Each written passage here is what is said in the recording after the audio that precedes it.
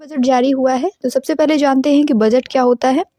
किसी एक वित्तीय वर्ष में सरकार की जो अनुमानित प्राप्तियां हैं और व्यय है, यानी कि जो भी इनकम हो रही है और जो एक्सपेंडिचर हो रहा है गवर्नमेंट का, उनका जो पूरा विवरण होता है एक फाइनेंशियल ईयर में, वो बजट कहलाता है। हर एक कंट्री का फाइनेंशियल ईयर अलग अलग होता है। हमारे यहाँ 1 अप्रैल से फाइनेंशियल ईयर स्टार्ट होता है, 31 मार्च तक चलता है। तो इसके लिए 1 अप्रैल से स्टार्ट होने वाला 1 अप्रैल 2025 से जो स्टार्ट होगा वित्तीय वर्ष, और 31 मार्च 2026 तक चलने वाले वित्तीय वर्ष के लिए ये हमारा बजट जारी हो चुका है। बात करते हैं भारतीय संविधान में ये कहाँ पर मेंशन है। तो देखिए, भारतीय संविधान में डायरेक्ट बजट वर्ड जो है ये मेंशन नहीं है। इसके बजाय वहाँ पर वार्षिक वित्तीय विवरण इस शब्द से वहाँ पर इसको दर्शाया गया है। भारत का राष्ट्रपति प्रत्येक वित्तीय वर्ष के लिए संसद के जो दोनों सदन है, लोकसभा और राज्यसभा, उनके समक्ष वार्षिक वित्तीय विवरण प्रस्तुत करता है। अब बात करते हैं कि बजट के कौन कौन से स्टेप होते हैं। तो सबसे पहले इसकी प्रस्तुति होती है, फिर इस पर आम चर्चा होती है, जो भी विभागीय समितियां बनाई जाती है उनके द्वारा बजट की जांच की जाती है, अनुदान मांगों पर मतदान होता है कि कौन कौन से चीज़ें जो है गवर्नमेंट ने कौन कौन से लक्ष्य रखे हैं, उनके लिए जो अनुदान मांगा है उस पर वोटिंग होती है। फिर विनियोग विधेयक पारित किया जाता है और लास्ट में वित्त विधेयक पारित होता है, जिसके द्वारा गवर्नमेंट को खर्च करने के लिए बजट का जो अलॉटमेंट है, जो भी पैसा है, वो जारी किया जाता है। अब बात करते हैं कि बजट कितने प्रकार का होता है। तो देखिए, बजट मेनली 3 टाइप का है। एक होता है बैलेंस्ड बजट, जिसे संतुलित बजट कहते हैं। दूसरा है सरप्लस बजट यानी अधिशेष बजट, और तीसरा है डेफिसिट बजट, जिसे कहते हैं घाटे का बजट। जो संतुलित बजट होता है यानी बैलेंस्ड बजट, जैसे कि नाम से ही पता चल रहा है, जब किसी भी सरकारी बजट को एक संतुलित बजट कहते हैं तो इसका मतलब ये हुआ कि उस वित्तीय वर्ष में जितना भी सरकारी व्यय होगा वो सरकारी प्राप्तियों के लगभग बराबर है। मतलब गवर्नमेंट जितना भी खर्च करने वाली है उतनी ही उसकी इनकम हो जाएगी, तो ये एक बैलेंस्ड बजट कहलाएगा। अधिशेष बजट की अगर बात करें, जिसे सरप्लस बजट कहते हैं, तो इसमें क्या होता है, इसमें जो भी सरकारी राजस्व है वो किसी विशेष वित्तीय वर्ष में उस अनुमानित सरकारी व्यय से अधिक होता है। यानी हमें इनकम जो है वो ज़्यादा मिल रही है, यानी कि गवर्नमेंट को इनकम ज़्यादा होने वाली है और जो गवर्नमेंट खर्च करेगी वो कम खर्च करेगी, तो ये सरप्लस बजट कहलाएगा। घाटे का बजट क्या होता है, डेफिसिट बजट। अनुमानित सरकारी व्यय किसी भी दिए गए वित्तीय वर्ष में अपेक्षित सरकारी राजस्व से अधिक है, खर्च ज़्यादा होगा और जो इनकम है वो कम होने वाली है, तो इस तरीके से इसको घाटे का बजट कहा जाता है। बजट तैयार करने के लिए कौन सा नोडल निकाय जो है काम करता है। तो बजट प्रभाग, जो वित्त मंत्रालय है हमारा, उसमें आर्थिक मामलों का जो विभाग है बजट प्रभाग जिसे कहते हैं, इसके साथ साथ नीति आयोग और जो संबंधित मंत्रालय हैं उनके परामर्श से बजट तैयार करने के लिए एक नोडल निकाय बनाया जाता है। बात करें अगर कि स्वतंत्र भारत का पहला वार्षिक बजट जो है कब प्रस्तुत किया गया था, तो 1947 में प्रस्तुत किया गया था स्वतंत्र भारत का पहला वार्षिक बजट। बजट के प्रमुख घटकों को अगर डिस्कस करें तो बजट के प्रमुख घटक है जो राजस्व है हमारा और जो पूंजी प्राप्तियां हैं उनका अनुमान इसमें लगाया जाता है कि पूरे साल में कौन कौन सी प्राप्तियां होने वाली हैं, कितना हमारा राजस्व है, उसके आधार पर गवर्नमेंट खर्च करेगी। राजस्व बढ़ाने के तरीके और साधन भी इसके घटक है। व्यय का अनुमान किया जाता है। समाप्त हो रहे वित्तीय वर्ष की वास्तविक प्राप्तियां या व्यय या कमी और अधिशेष जो है इनका अनुमान लगाया जाता है। आने वाले वित्तीय वर्ष पर आर्थिक और वित्तीय नीतियां बनाई जाती हैं कि किस तरीके से आगे की रणनीति रहे कि हमारा जो इनकम है और एक्सपेंडिचर है दोनों ही बैलेंस्ड में रहें। 1924 में एक्वर्ट समिति की सिफारिशों पर अंग्रेजों ने रेल बजट को आम बजट से अलग कर दिया था। ये क्वेश्चन बहुत बार पूछा गया है, तो ध्यान में रखेंगे ईयर 1925। इसमें क्या हुआ था, अंग्रेजों ने क्या किया था, रेल बजट जो था उसको आम बजट से अलग कर दिया गया था। और अभी तक 2017 तक भारत सरकार के द्वारा 2 बजट पारित किए जाते थे, एक आता था रेल बजट और दूसरा होता था आम बजट। फिर जब 2017 और 18 का बजट आया था तो उसमें रेल बजट को आम बजट में मिला दिया गया, तब से एक ही बजट जारी होता है जिसमें रेल बजट और आम बजट दोनों शामिल होते हैं। और ये कौन सी समिति की सिफारिश के आधार पर किया गया था, तो विवेक देवराय समिति थी जिसकी सिफारिश के आधार पर जो फाइनेंशियल ईयर 2017-18 था उसमें रेल बजट को आम बजट में मिला दिया गया। आगे बढ़ेंगे। भारत का संविधान बजट के लिए अन्य कौन कौन से प्रावधान करता है। तो देखिए, राष्ट्रपति की सिफारिश बहुत ही आवश्यक है, क्योंकि राष्ट्रपति की सिफारिश के बिना जो अनुदान है, जो फंड मांगा जाता है, उसकी मांग नहीं की जा सकती है। करारोपण वाला कोई भी धन विधेयक पेश नहीं किया जा सकता है, और इसके साथ साथ कानून द्वारा किए गए विनियोग के अलावा भारत की जो संचित निधि है, वहाँ से कोई भी धन नहीं निकाला जा सकता है। तो राष्ट्रपति की एक बहुत ही महत्वपूर्ण भूमिका होती है बजट में। संसद की भूमिका की बात करें तो धन या वित्त विधेयक जो है, कराधान को शामिल करते हुए केवल लोकसभा में प्रस्तुत करते हैं। अनुदान की मांग पर मतदान, राज्यसभा के पास ऐसी कोई भी शक्ति नहीं है कि अनुदान की मांग पर मतदान कर सके। और धन या वित्त विधेयक जो है, उसको 14 दिनों के भीतर राज्यसभा द्वारा लोकसभा को वापस भेज दिया जाता है। लोकसभा राज्यसभा के द्वारा दी गई सिफारिशों को स्वीकृत या अस्वीकृत भी कर सकता है। जब 14 दिनों के भीतर राज्यसभा के द्वारा लोकसभा को वापस भेजा जाएगा धन या वित्त विधेयक, तो लोकसभा के पास ये शक्ति है कि वो राज्यसभा की जो सिफारिशें हैं उनको स्वीकृत करे या फिर अस्वीकृत करे।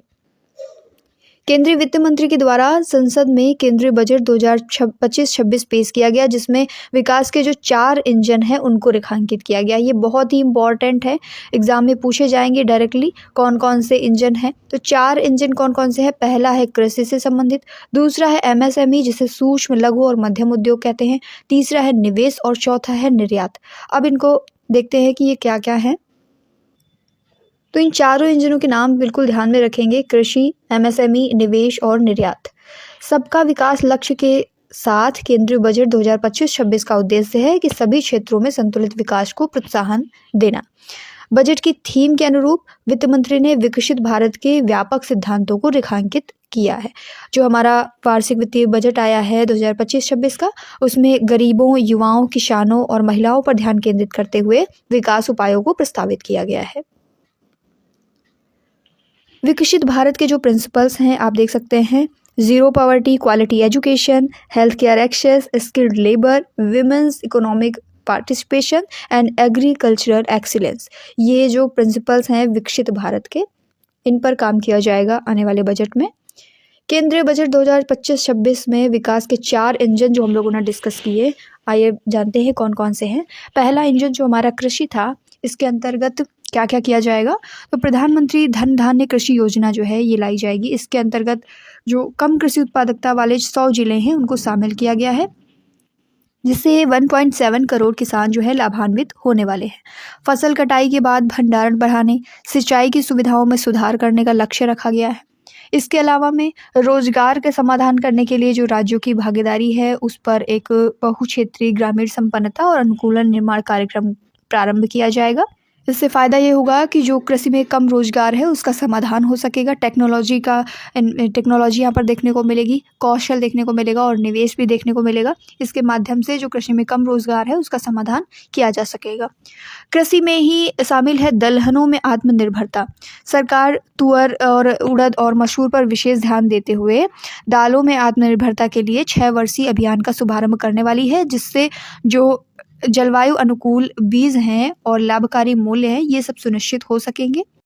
केंद्रीय एजेंसियां जो हैं जैसे नेफेड है और NCCF है, ये अगले 4 वर्षों के दौरान किसानों से मिलने वाली इन 3 दालों को अधिकतम स्तर पर खरीदने के लिए तैयार रहेंगे।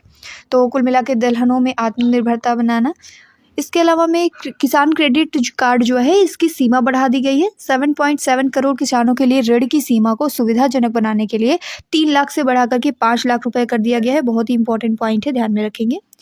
उच्च उपज देने वाले बीजों पर राष्ट्रीय मिशन चलाया जाएगा। इसके अलावा कपास उत्पादकता मिशन भी यहाँ पर चलाया जाएगा। अतिरिक्त लंबे रेशे वाले कपास का उत्पादन बढ़ाने और गुणवत्ता में सुधार लाने के लिए 5 वर्ष की ये पहल है। बिहार में मखाना बोर्ड, मोस्ट इम्पॉर्टेंट, बिहार के लिए काफ़ी काम किए गए हैं। बिहार में मखाना बोर्ड की स्थापना होगी। मखाना के उत्पादन, प्रसंस्करण और मूल्य संवर्धन को बढ़ाने के लिए इसकी स्थापना की जाएगी। और फलों और सब्जियों के लिए व्यापक कार्यक्रम चलाए जाएंगे। मत्स्य विकास के लिए भी काम किया जाएगा। और असम में यूरिया संयंत्र बहुत ही इंपॉर्टेंट है नॉर्थ ईस्ट के लिए। असम में यूरिया संयंत्र लगाने की बात की गई है। कृषि उत्पादकता को बढ़ाने के लिए ब्रह्मपुत्र घाटी उर्वरक निगम लिमिटेड के परिसर में 12.7 लाख मीट्रिक टन क्षमता का एक नया यूरिया संयंत्र स्थापित किया जाएगा, जो कि असम के नाम रूप में है। दूसरा इंजन कौन सा है? दूसरा इंजन MSME है। MSME यानी कि सूक्ष्म लघु और मध्यम उद्योग। Micro small and medium enterprise. संशोधित एमएसएमई वर्गीकरण जो है इसमें क्या किया गया है, निवेश और कुल कारोबार की सीमाओं को क्रमशः 2.5 और दोगुना लगभग बढ़ा दिया गया है, जिससे लघु उद्यम के लिए ऋण के अवसर बढ़ने वाले हैं। सूक्ष्म उद्यम क्रेडिट कार्ड की अगर बात करें तो इसमें 10 लाख सूक्ष्म उद्यमों के लिए 5 लाख रुपए ऋण की सुविधा, वित्तीय समावेशन और आर्थिक भागीदारी को बढ़ावा देना शामिल है। इसके अलावा में एमएसएमई के लिए जो ऋण है वहाँ पर बात करें तो 5 करोड़ रुपए से इसको बढ़ा करके 10 करोड़ यानी डायरेक्ट डबल किया गया है, जिससे ऋण तक की पहुंच बढ़ सकेगी। एक और इम्पॉर्टेंट काम किया गया है एमएसएमई में, चमड़ा और फुटवेयर के लिए फोकस प्रोडक्ट स्कीम। 22 लाख रोजगार इसमें सृजन होंगे, 4 लाख करोड़ रुपए का राजस्व और 1.1 लाख करोड़ रुपए से अधिक का निर्यात इसमें शामिल होगा। खिलौना क्षेत्र यानी टॉय इंडस्ट्री की अगर बात करें तो क्लस्टर और नवाचार इनोवेशन पर बेस्ड जो बाजार है उसमें मेड इन इंडिया ब्रांड को बढ़ावा दे रहे हैं। खिलौनों पर भारत को आत्मनिर्भर बनाने की पहल है ये।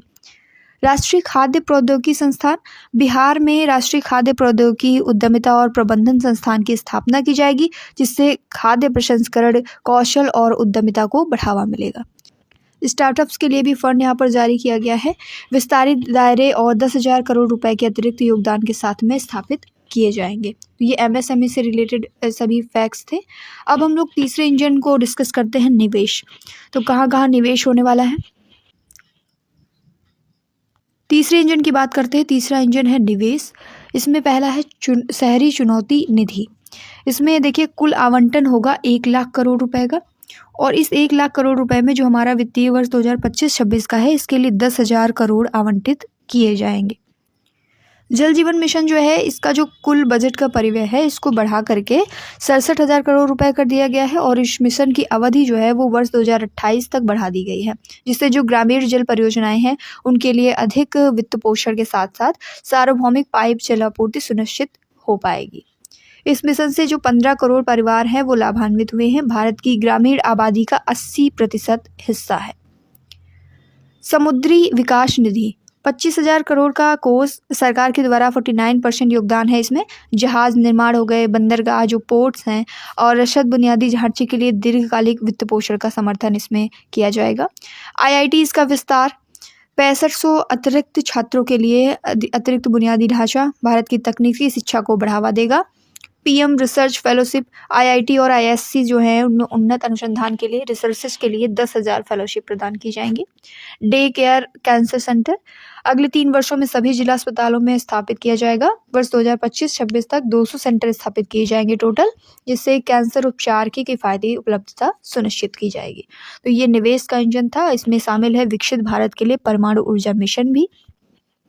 स्मॉल मॉड्यूलर रिएक्टर जो है यानी एसएमआर, इसके लिए 20,000 करोड़ रुपए के परिव्यय के साथ में वर्ष 2033 तक स्वदेशी रूप से विकसित कम से कम 5 एसएमआर का संचालन किया जाना प्रस्तावित है, यानी 5 स्मॉल मॉड्यूलर रिएक्टर्स अपने स्वदेशी विकसित करने का यहाँ पर दिया गया है।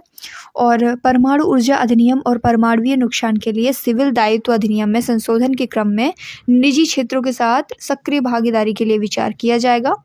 और ये जो उड़ान परियोजना है, क्षेत्रीय संपर्क योजना, संशोधित उड़ान योजना के अंतर्गत 120 नए गंतव्यों को शामिल किया जाएगा, जिसका लक्ष्य है अगले 10 वर्षों में 4 करोड़ यात्रियों को सेवा प्रदान करना। जो कुछ ऐसे दुर्गम इलाके हैं जैसे पहाड़ी और पूर्वोत्तर क्षेत्रों में जो हेलीपैड और छोटे हवाई जहाज़ों को भी सहयोग प्रदान करेगी ये योजना। बिहार में ग्रीनफील्ड एयरपोर्ट विकसित किए जाएंगे। साथ ही पटना एयरपोर्ट के विस्तार और पटना में जो ब्राउनफील्ड एयरपोर्ट है इसका भी निर्माण किया जाएगा। पश्चिमी कोशी नहर ईआरएम परियोजना बहुत ही इम्पोर्टेंट है। मिथिलांचल बिहार में सिंचाई अवसंरचना के विकास के लिए वित्तीय सहायता प्रदान की जाएगी, जिसमें पश्चिमी कोशी नहर परियोजना शामिल है। रोजगार आधारित विकास के लिए पर्यटन, देश भर में 50 प्रमुख पर्यटन स्थलों को राज्यों के सहयोग से चैलेंज मोड के तहत विकसित किया जाएगा। ये सभी कुछ हमारे बजट में शामिल है। चौथा इंजन है निर्यात संवर्धन। निर्यात संवर्धन मिशन क्या है?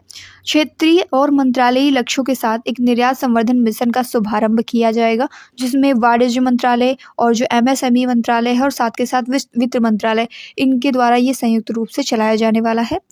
भारत ट्रेडनेट एक एकीकृत डिजिटल प्लेटफॉर्म जो कि अंतर्राष्ट्रीय व्यापार, दस्तावेजीकरण और वित्त पोषण समाधान की सुविधा प्रदान करेगा।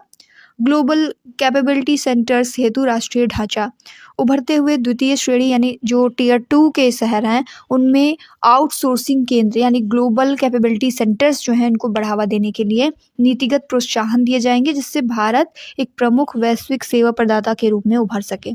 एयर कार्गो के लिए भंडारण सुविधा प्रदान की जाएगी। पेरिशेबल यानी उच्च मूल्य वाले जो नाशवंत उत्पाद हैं, पेरिशेबल प्रोडक्ट्स हैं, उनको उनके निर्यात को सक्षम बनाने के लिए उन्नत भंडारण अवसंरचना का विकास किया जाएगा, जिससे इंटरनेशनल बाजार जो है वहाँ तक तेजी हो सके और कुशल आपूर्ति सुनिश्चित की जा सके। तो निर्यात संवर्धन के लिए ये प्रयास किए गए हैं। अब केंद्रीय बजट 2025-26 की अन्य प्रमुख विशेषताओं की बात करते हैं, जैसे कराधान और वित्तीय सुधार है। तो टैक्सेशन की अगर बात करें तो जो डायरेक्ट टैक्सेस है उसमें 12 लाख तक की जो वार्षिक आय है उस पर कोई भी इनकम टैक्स नहीं लगने वाला है। तो इसको समझिए, जैसे अगर आय 0 से 4 लाख है तो वहाँ पर कर की दर यानी टैक्सेशन 0 रहेगा। 4 से 8 लाख तक की 5%, 8 से 12 लाख तक 10%। लेकिन जब 12 लाख से ऊपर होगा, जो 12 लाख का वार्षिक आय कहा गया है, तो अब यहाँ पर जो ये कर लिखे गए हैं ये ऐसे नहीं लागू होंगे। जब 12 लाख की सीमा क्रॉस होगी तब ये सभी लागू होंगे। ठीक है, तो ये आपके करों की दर दी गई है कि कितने से कितने लाख तक की कर की दर क्या रहेगी। शोध पर कटौती जो है टीडीएस की बात करें तो रेंट पर टीडीएस की सीमा को 2.4 लाख रुपए से बढ़ा करके 6 लाख रुपए कर दिया गया है, जिससे कर अनुपालन का बोझ कम हो जाएगा। कर रिटर्न की बात करें तो अद्यतन कर रिटर्न की समय सीमा 2 वर्ष है, उसको बढ़ा करके 4 वर्ष कर दिया गया है, जिससे स्वैच्छिक कर अनुपालन में सुविधा होने वाली है। कुल मिला के टैक्सेशन में काफ़ी राहत दी गई है। मूल सीमा शुल्क जो है बीसीडी, इसमें छूट दी गई है। कैंसर, दीर्घकालिक और दुर्लभ बीमारियों से संबंधित 36 जीवन रक्षक दवाओं को बीसीडी से पूर्ण छूट दी गई है। तो दवाएं सस्ती होने वाली है कैंसर वगैरह से संबंधित। घरेलू उत्पादन को बढ़ावा देने के क्रम में इलेक्ट्रिक वाहन, मोबाइल उपकरण, इनके लिए जो लिथियम आयन बैटरी का यूज़ किया जाता है उसकी विनिर्माण पूंजीगत वस्तुओं को छूट दी गई है। स्थानीय विनिर्माण को प्रोत्साहित करने और आयात पर निर्भरता कम करने के लिए जो वस्त्र हैं और इलेक्ट्रॉनिक्स से संबंधित क्षेत्र हैं उनके घटकों को छूट दी गई है। सामाजिक कल्याण और समावेशन, इसमें शामिल है पीएम स्वनिधि योजना, गिग वर्कर्स के लिए पहचान पत्र, 50,000 अटल टिंकरिंग लैब और चिकित्सा शिक्षा का विस्तार। ठीक है, पीएम स्वनिधि योजना जो है इसमें जो स्ट्रीट वेंडर्स हैं उनके लिए 30,000 रुपए की सीमा वाले यूपीआई लिंक्ड क्रेडिट कार्ड का प्रावधान किया गया। गिग वर्कर्स के लिए पहचान पत्र, ई श्रम पोर्टल पर पंजीकरण, पीएम जन आरोग्य योजना के तहत सामाजिक सुरक्षा और स्वास्थ्य लाभ सुनिश्चित करने पर प्रकाश डाला गया। 50,000 अटल टिंकरिंग लैब जो हैं ये स्थापित की जाएंगी सरकारी स्कूलों में। इनोवेशन को बढ़ावा देने के लिए इनको इंट्रोड्यूस किया गया है। चिकित्सा शिक्षा का विस्तार, 10,000 नई चिकित्सा सीटों के साथ 5 वर्षों में कुल 75,000 सीटों की वृद्धि का लक्ष्य रखा गया है। नीट वगैरह में सीटें बढ़ेंगी यहाँ पर। ठीक है, 75,000 सीटें टोटल हो जाएंगी अगले 5 वर्षों में। वित्तीय क्षेत्रों में सुधार की अगर बात करें तो ग्रामीण क्रेडिट स्कोर, ये स्वयं सहायता समूह के जो सदस्य हैं और ग्रामीण उधारकर्ता हैं उनको औपचारिक ऋण की सुविधाओं तक अधिक कुशलतापूर्वक पहुंच प्रदान करने पर केंद्रित है। दूसरा है जन विश्वास विधेयक 2.0, इसके तहत 100 से अधिक विधिक प्रावधानों को गैर आपराधिक श्रेणी में शामिल करना, व्यापार संचालन को सुगम बनाना और नियामक अनुपालन बोझ को कम करना शामिल है। साथ के साथ स्वामी फंड जो है 2.0, ये सरकार, बैंकों और निजी निवेशकों को योगदान वाला 1 लाख से अधिक आवास इकाइयों को पूरा करने के लिए 15,000 करोड़ का फंड है। बीमा क्षेत्र में एफडीआई, ऐसी कंपनियां जो अपना पूरा प्रीमियम भारत में निवेश करती हैं उनके लिए 74% से बढ़ाकर 100% एफडीआई कर दी जाएगी। एफडीआई की सीमा बढ़ जाएगी। राज्यों का निवेश मित्रता सूचकांक, जो सहकारी संघवाद है एक यूनियन बनाए रखने के लिए कंट्री को, ये राज्यों के लिए बनाया गया एक ढांचा है। ऋण संवर्धन सुविधा, ग्रामीण क्रेडिट स्कोर, सार्वजनिक क्षेत्र में बैंकों के द्वारा लोगों की ऋण आवश्यकताएं जो है उनको पूरा करने के लिए ग्रामीण क्रेडिट स्कोर ढांचा तैयार किया जाएगा। पेंशन क्षेत्र में जो पेंशन उत्पाद हैं उनके विकास के लिए एक मंच स्थापित किया जाएगा। विनियामक सुधारों के लिए उच्च स्तरीय समिति का गठन होगा। सभी गैर वित्तीय क्षेत्रों में विनियमनों, प्रमाणनों और लाइसेंसों की समीक्षा के लिए एक उच्च स्तरीय समिति का गठन किया जाएगा। राजस्व के प्रमुख स्रोत और व्यय की अगर बात करें तो केंद्रीय राजस्व और उनके व्यय को डिस्कस करते हैं कि रुपया कहाँ से आता है और रुपया कहाँ पर जाता है।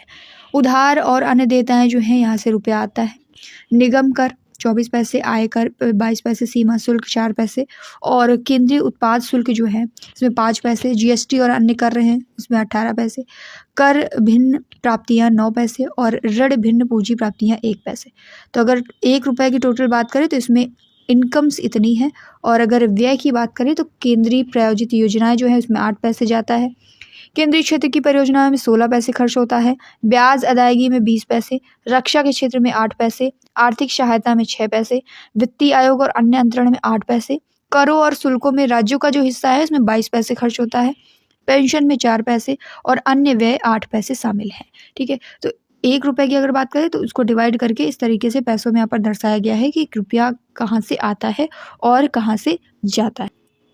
तो ये केंद्रीय राजस्व एवं व्यय का पूरा लेखा जोखा है। केंद्र सरकार के जो प्रमुख व्यय हैं, बजट का जो अनुमान लगाया गया है उसके आधार पर केंद्र सरकार का जो पैसा है वो किस तरीके से खर्च होने वाला है ये हमारे बजट में बताया गया है।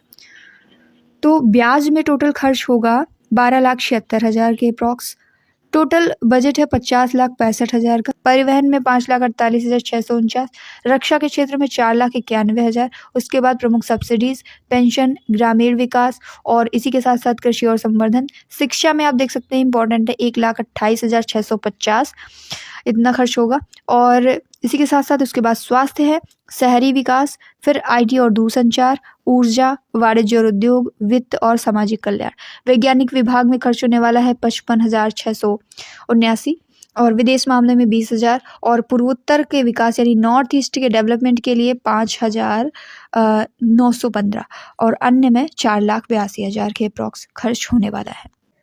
अब हम लोग डिस्कस करते हैं केंद्रीय बजट से रिलेटेड इंपॉर्टेंट आंकड़ों के बारे में। बहुत ही इंटरेस्टिंग आंकड़े हैं, आप देखेंगे किस तरीके से अनुमान बजट का लगाया जाता है और वास्तविक बजट जो है वो किस तरीके से होता है। तो यहाँ पर जो आपको रुपए दिए गए हैं वो करोड़ में हैं, ध्यान में रखेंगे। राजस्व प्राप्तियाँ जो है 2023-24 के लिए वो 27,29,036 करोड़ रुपए थी और बजट का अनुमान 2024-25 के लिए लगाया गया था 31 लाख के अप्रॉक्स और संशोधित अनुमान जो आया है वो 30 लाख के अप्रॉक्स आया है। ठीक है, बजट का अनुमान 2025-26 के लिए 34,20,409 करोड़ रुपए है और पूंजी की प्राप्तियां जो हैं वो देखिए कितना डिफरेंस आया। प्राप्तियां राजस्व प्राप्तियों में और पूंजी प्राप्तियों में आप देख सकते हैं डिफरेंस, यहाँ 17 लाख और 2024-25 का जो अनुमान लगाया गया था वो 16 का लगभग अनुमान के आसपास ही रहता है जो अनुमान लगाया जाता है और संशोधित अनुमान या फिर वास्तविक जो बनता है वो लगभग सेम रहता है। जैसे यहाँ पर 48 कुल प्राप्तियों का अनुमान लगाया गया था 2024-25 में 48,20,512 करोड़ रुपए का और यहाँ पर आप देख सकते हैं 47,16,487 करोड़ रुपए का संशोधित अनुमान आया है क्योंकि अब ये वित्तीय वर्ष बिल्कुल समाप्त होने के कगार पर है तो ये अनुमान बिल्कुल सही है। इसी तरीके से कुल व्यय का अनुमान देख सकते हैं लगाया गया था 2023-24 का जो वास्तविक कुल व्यय है ये है 44,43,447 करोड़ रुपए और यहाँ जो 2024-25 के बजट का अनुमान लगाया गया था 48,20,512 करोड़ रुपए के लगभग और यहाँ पर जो संशोधित अनुमान आया है वो 47 लाख यानी कि हमारा जो कुल व्यय का अनुमान लगाया गया था उससे कुछ कम हो गया। तो इस तरीके से 25-26 का आप देख सकते हैं व्यय का अनुमान है 50,65,345 करोड़ रुपए। इस तरीके से ये प्रमुख सारे आंकड़े दिए गए हैं कि कहाँ पर क्या खर्च होने वाला है, कहाँ पर कौन सा घाटा आएगा, राजस्व घाटा कितना है, प्रभावी राजस्व घाटा क्या होने वाला है, प्राथमिक घाटा, राजकोषीय घाटा, इन सभी के आंकड़े जो अनुमानित होते हैं वो दिए जाते हैं। फिर वित्तीय वर्ष समाप्त होते होते संशोधित अनुमान लगाया जाता है और लास्ट में वास्तविक अनुमान वो होता है, वास्तविक डेटा वो होता है जो टोटल रियलिटी में देखा जाता है। अब हम लोग बजट से संबंधित इम्पॉर्टेंट फैक्ट्स को डिस्कस करेंगे। भारत में बजट पेश करने वाले पहले वित्त मंत्री थे जेम्स विल्सन और साल 2000 तक 5 बजे ही बजट पेश किया जाता था, लेकिन वित्त मंत्री यशवंत सिन्हा ने 2001 में बजट पेश करने के समय में बदलाव करके उसे सुबह 11 बजे कर दिया था। भारत में पहली बार कॉर्पोरेट टैक्स की शुरुआत हुई थी 1987 के बजट में। राजीव गांधी जी के द्वारा इसकी स्टार्टिंग की गई थी।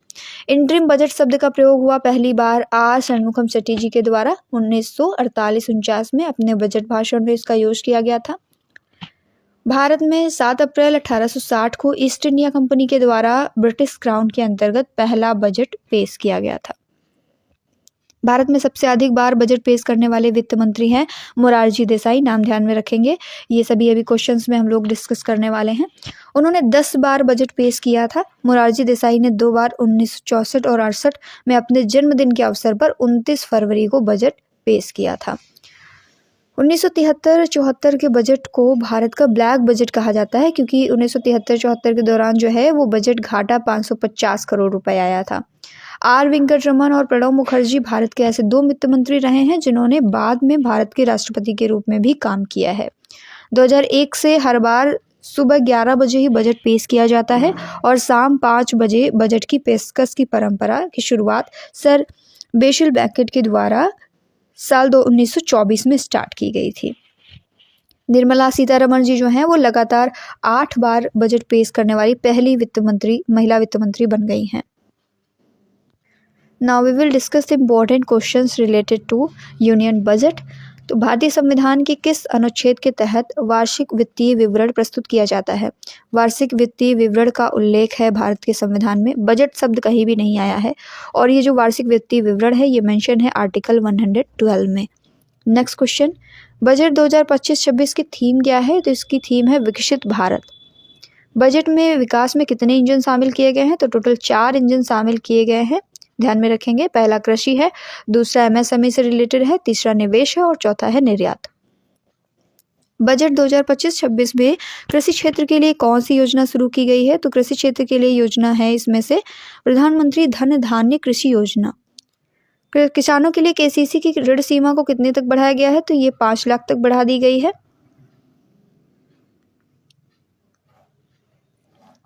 3 लाख से बढ़ा करके इसको 5 लाख तक कर दिया गया है। एमएसएमई क्षेत्र के लिए सूक्ष्म उद्यम क्रेडिट कार्ड की ऋण सीमा कितनी है? तो ये ऋण सीमा 5 लाख है। जल जीवन मिशन के लिए बजट परिव्यय कितना बढ़ाया गया है? तो ये बढ़ाया गया है टोटल 67,000 करोड़ रुपीस। सरकार द्वारा किस मिशन के तहत 10,000 शोध छात्रवृत्ति यानी रिसर्च फेलोशिप्स जो हैं वो प्रदान की जाएंगी? तो ये मिशन है पीएम रिसर्च फेलोशिप। परमाणु ऊर्जा मिशन के तहत कितने एसएमआर यानी स्मॉल मॉड्यूलर रिएक्टर्स जो हैं विकसित किए जाएंगे? तो टोटल 5 विकसित किए जाएंगे।